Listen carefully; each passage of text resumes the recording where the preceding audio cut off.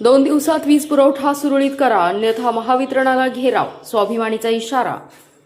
महाराष्ट्र राज्य विद्युत वितरण कंपनीकडून शेतीसाठी दिल्या जाणाऱ्या 8 तासांच्या वीज पुरवठ्यात 2 तासांची कपात करण्यात आल्याने शेतकऱ्यांमध्ये तीव्र संतापाची लाट उसळली आहे।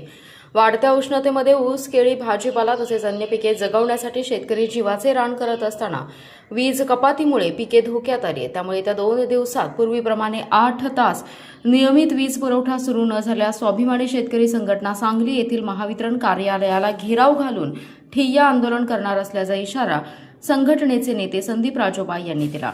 यावेळी बोलताना संदीप राजोबा म्हणाले, सध्या 40 अंश तापमानामध्ये शेतकरी ऊस, केळी, भाजीपाला यांसारखी पिके मोठ्या कष्टाने जगवत आहे। दुसरीकडे सोयाबीन पेरणी आणि टोकणीची कामे सुरू आहेत। अशा परिस्थितीत वीज पुरवठा कमी केल्याने शेतकऱ्यांचे हातातोंडाशी आलेले पीक वाया जाण्याची भीती निर्माण झाली आहे। ते पुढे म्हणाले, आधीच सरकारच्या चुकीच्या धोरणामुळे शेतकरी आर्थिक संकटात सापडलाय। मशागतीसाठी ट्रॅक्टरला डिझेल मिळत नाही, उत्पादन खर्च वाढलाय। त्यातच महावितरणाच्या गलथान कारभारामुळे शेतकरी आणखी अडचणीत सापडलाय। मशागतीच्या कामांसाठी ट्रॅक्टरला डिझेल मिळत नाही। महावितरणाच्या या गलथान कारभारामुळे शेतकरी आणखी उद्ध्वस्त होणार आहे। जर वेळेत वीज मिळाली नाही तर संपूर्ण हंगाम धोक्यात येईल।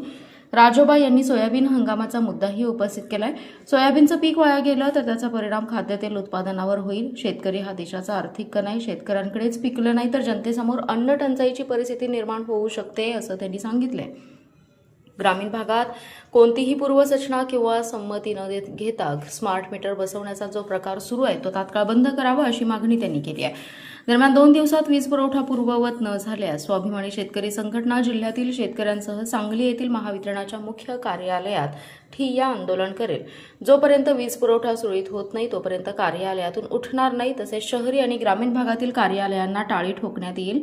वेळप्रसंगी रास्ता रोको आंदोलनही करण्यात येईल, असा इशारा संघटनेने दिलाय। याशिवाय भविष्यात शेतकरी महावितरणाला वीज बिल व अन्य देयके भरण्याबाबत सहकार्य करणार नसल्याचंही त्यांनी स्पष्ट केलं। यानंतर निर्माण होणाऱ्या परिस्थितीची सर्वस्वी जबाबदारी महावितरण प्रशासनाची राहील, असंही त्यांनी नमूद केलं। यावेळी संजय खोलकुंबे, सुरेश वसगडे, अभिजित पाटील, मनोहर पाटील, महावीर मोळाज, विजय पाटील, प्रेमजित पाटील, अनिल राजोबा, सुदर्शन माधवन्ना, नेमिनाथ पाटील, दीपक सत्यांना, महेश गावडे, नामदेव वडेर, वसंत चौगुले, राजेंद्र मोळा, श्रीकांत पाटील, शातगोंडा पाटील, वैभव माधवन्ना, अरविंद चौगुले, महेश माधवन्ना, अमित पाटील, बाबासाहेब माधवन्ना यांच्यासह मोठ्या संख्येने शेतकरी उपस्थित होते। Special report, power Marathi news. आपला जिल्हा, आपली power, power Marathi news network. एकच नजर, चौफेर खबर।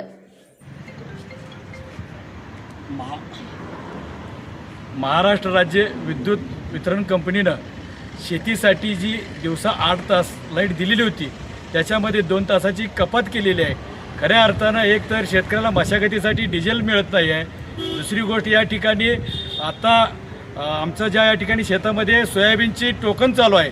दुसरी गोष्ट, ऊस, केळी, हळद ही पिकं, भाजीपाला ही आता या 40 डिग्री टेम्परेचरला करपा लागलेले आहेत। खऱ्या अर्थानं शेतकरी अगदी खडतर प्रवास करतो। या परिस्थितीतून तो कसं तरी पीक जगवण्याचं काम करतोय आणि जर आता या 4 दिवसामध्ये त्याला लाईट नाही मिळाली तर त्याचा पुढचा हंगाम वाया जाणार आहे। कारण सोयाबीनचा भाव आता जवळपास 7,000च्या घरात पोहोचला आहे आणि देशामध्ये त्या ठिकाणी तेलाचा तुटवडा आहे आणि कुठंतरी शेतकऱ्याला 4 पैसे मिळायचं म्हटल्यानंतर या शासनाला कुठंतरी त्याचा कळवळा येण्यापेक्षा शेतकऱ्याला 4 पैसे कसे न मिळतील याच्याकडेच लक्ष दिलेलं आहे। जर येत्या 2 दिवसामध्ये जर यांनी आमचा 8 तासाचा विद्युत पुरवठा जो 2 तास कमी करून 6 तासावर आणला आहे तो जर त्यांनी नाही दिला तर येत्या शुक्रवारी सकाळी 11 वाजल्यापासून या ठिकाणी आम्ही ठिय्या आंदोलन करणार आहे, जोपर्यंत आम्हाला त्या ठिकाणी पुरवठा लाईट मिळणार नाही।